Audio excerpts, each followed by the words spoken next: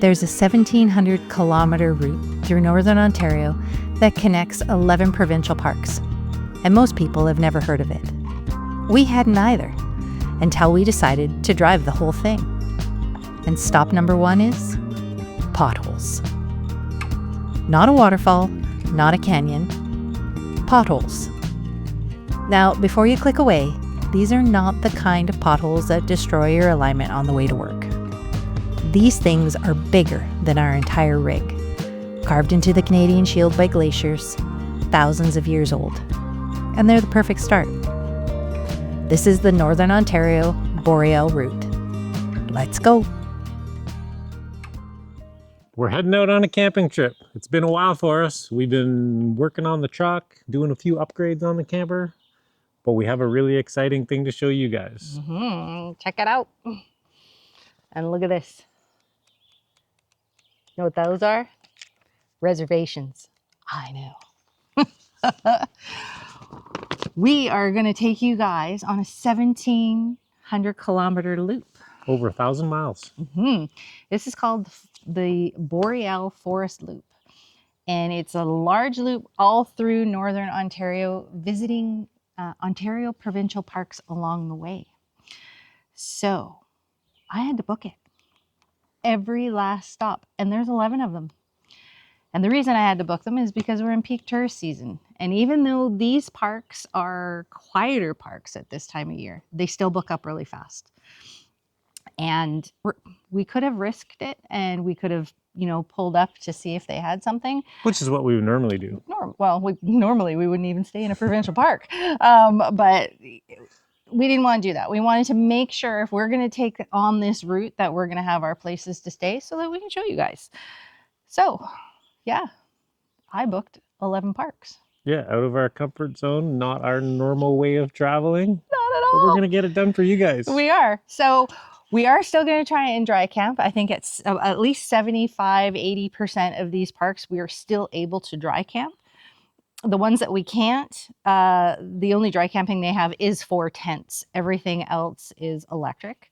So for now, let's just get this all packed up, ready to go, and hit the road. Let's go.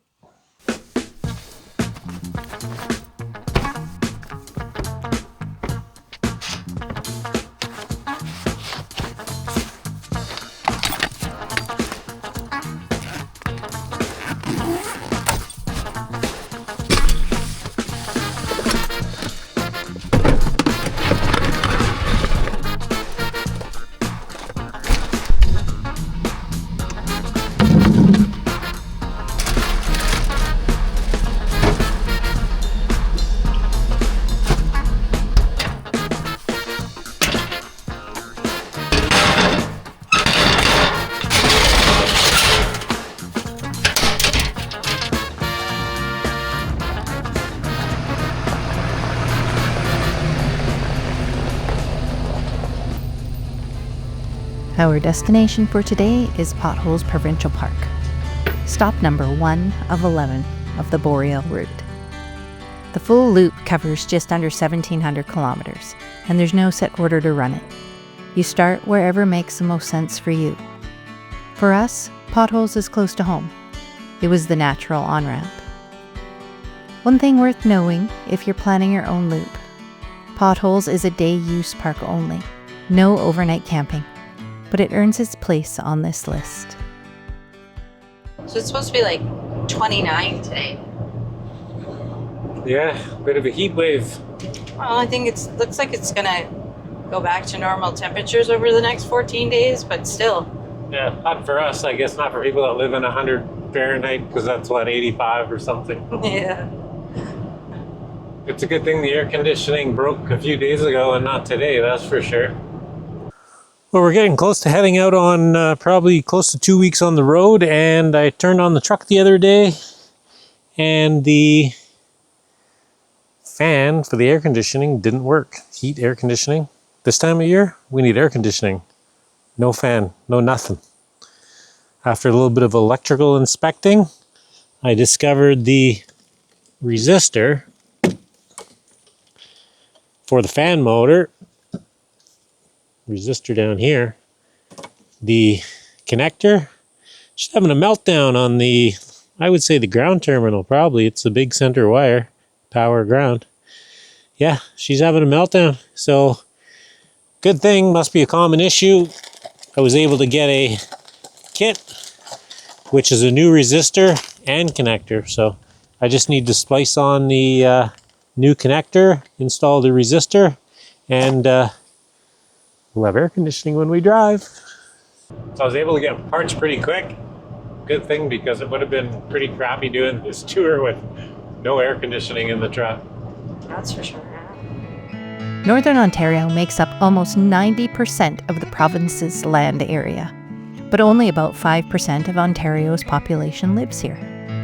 That means nearly all of Ontario's vast forests, lakes, and wilderness are spread across a region with fewer than 1 million people. In much of the north, there is roughly just one person for every square kilometre. And that sense of space is exactly what makes this region feel so remote. It's kind of the joke when you're traveling through Northern Ontario. What do you see? Rocks and trees, trees and rocks. There's a lot of nothing, but there's a lot of interesting things to see too. Oh yeah. A lot of wilderness, a lot of beautiful countryside, a lot of animals. Hopefully we see some animals, which usually it's moose and bear usually you see along the side of the roads. It's just so hot. I would think they're gonna be like hunkered down in the shade in the Moose bush. might come out for a breeze maybe. Maybe.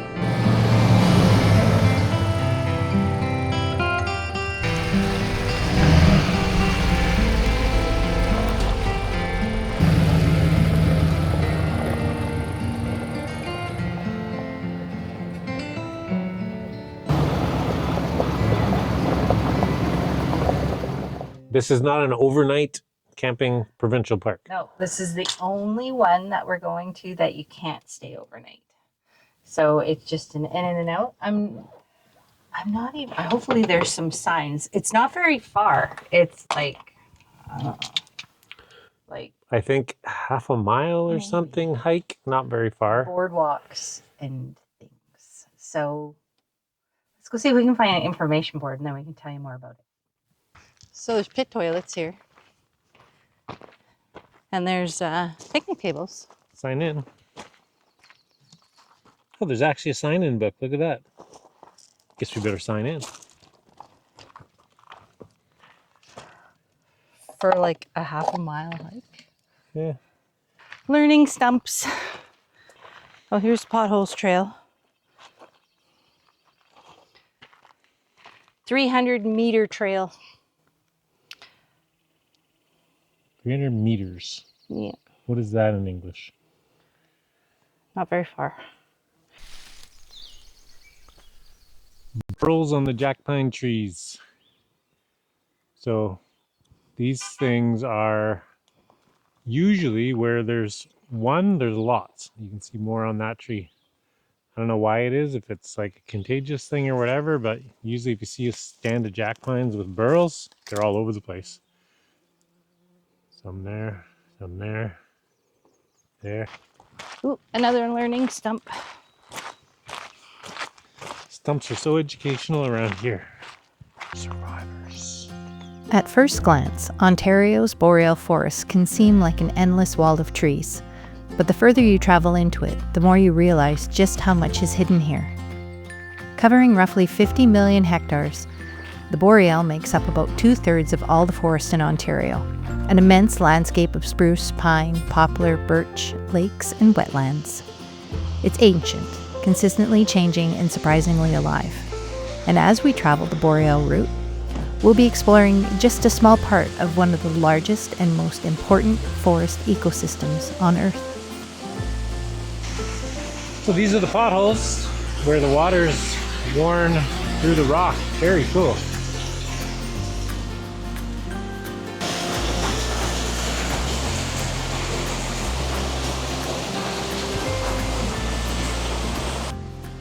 Perfect spot for a moose down there for sure. I did some learning. What'd you learn? I learned how these were made. Oh, water? Well, yeah. So during the Ice Age, there was the glacial melt. So there was all the ice on top of it, and then there was all the rocks underneath. And then it actually, the water went between the rock, the bedrock, and the ice went through, and it swirled the rocks. And the swirling over however many thousands of years as it melted and retreated created these potholes. But why did they do it in this spot and not all over the place? That's beyond the learning stump. You'll have to look it up. Let us know in the comments. Ooh, pretty. Look at that.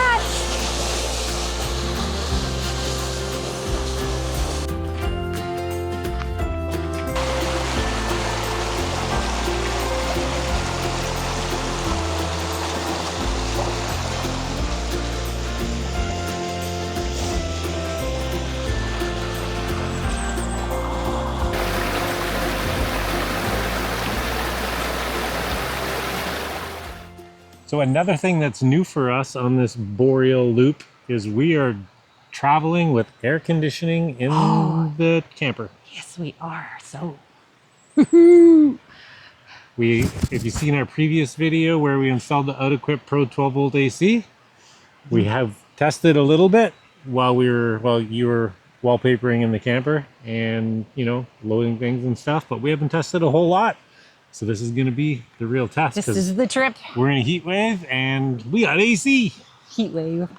We're in a Canadian heat Canadian wave. heat wave. Or if you take the ice cream out of the freezer, it melts. What the heck? Yeah, that's not good.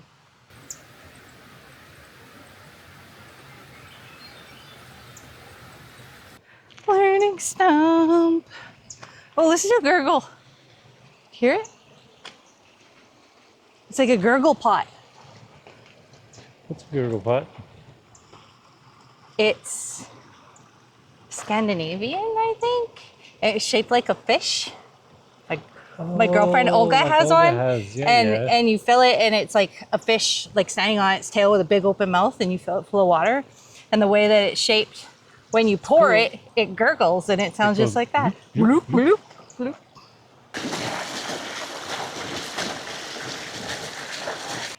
As the glacial ice continued to recede north across Ontario, the powerful force of the meltwaters flowing from the glacier was unleashed upon the landscape. It's very dramatic. This area was likely an outlet for glacial Lake Sultan to the southeast about 9,500 years ago. Geologists think this outflow may have lasted as long as 500 years. The water flowing from the glacier's edge would have been filled with sediment, silt, sand, and gravel. The rushing waters flowing for that length of time were able to move huge chunks of bedrock. These bedrock boulders, once carried here, trapped in the ice of the glacier, were left stranded when the meltwaters receded, and now choke the stream bed of the Kinnawabi River. Smaller boulders were tumbled and rounded, but many pieces of broken rock lie in the channel as well. Well-rounded boulders and cobbles show that they are transported by water for long periods of time, while rougher angular rocks were carried by water for a short time. So a well-rounded individual has been beat up over time. You're not wrong.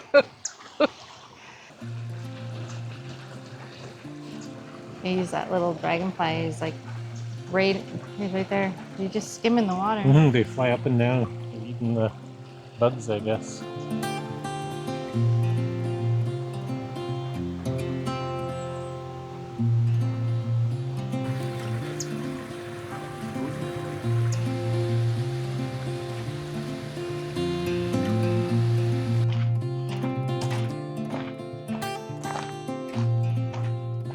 Truck's still here. Let's get something cold to drink. Drink time? Drink Snack time. time? Yes.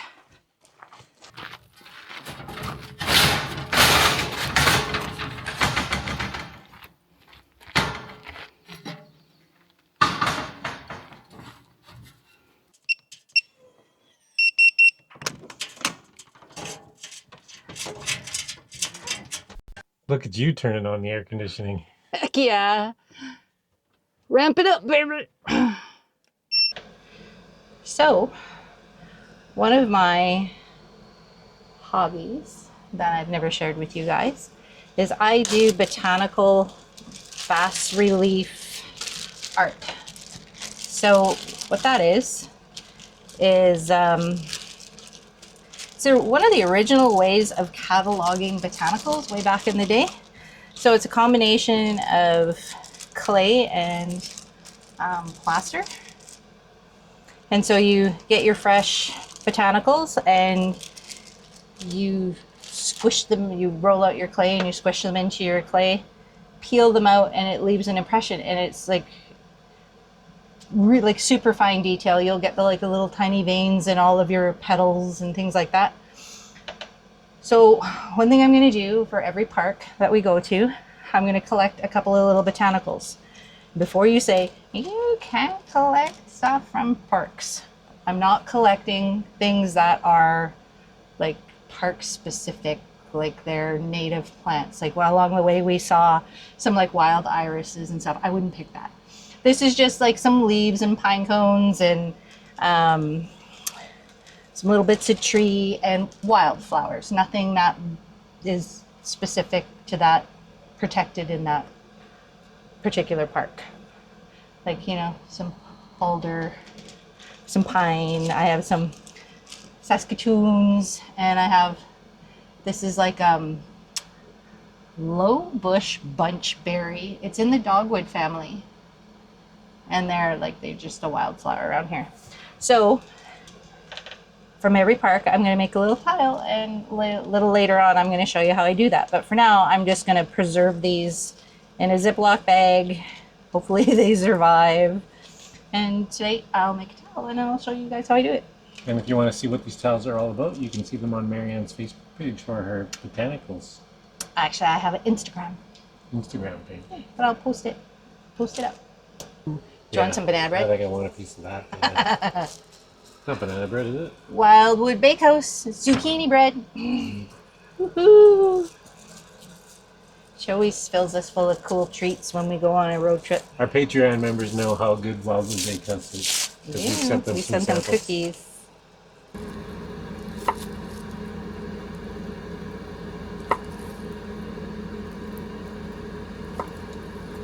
That was a good little snack and a drink. We cooled this place down to 76 from 80 degrees, just like that. Just like that. And let's get back in the truck and carry on and find a moose. We're We're going to see a moose today.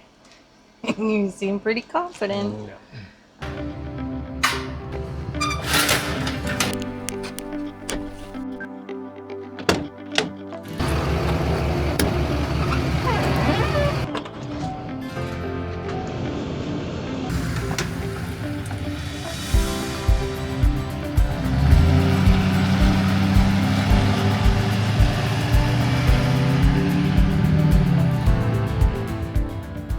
I see a moose. No, you don't. Right there on the sign. Are you gonna get video of that? There's the moose. It's not the real thing, but it is a moose.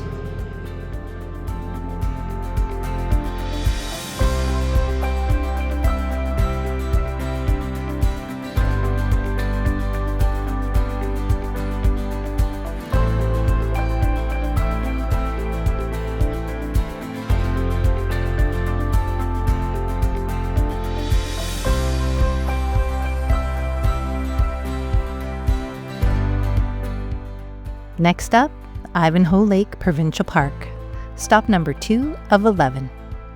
Lawn chairs, sunset, a lake that actually looks like a postcard. We made pizza in the camper from scratch, and it did not disappoint. And then we decided to take a little walk. Let's take a walk down the road and see if we can find this quaking bog trail. Look for the swamp monster. There's supposed to be a swamp monster there. The Quaking Bog Trail. We heard things move out there. Armed with a thermocell, Not sponsored. we headed in to find the swamp monster. The bog did not disappoint either. And when you walk on it, it does it moves. It kind of does like a. Neither did the swamp monster. Tune in next week.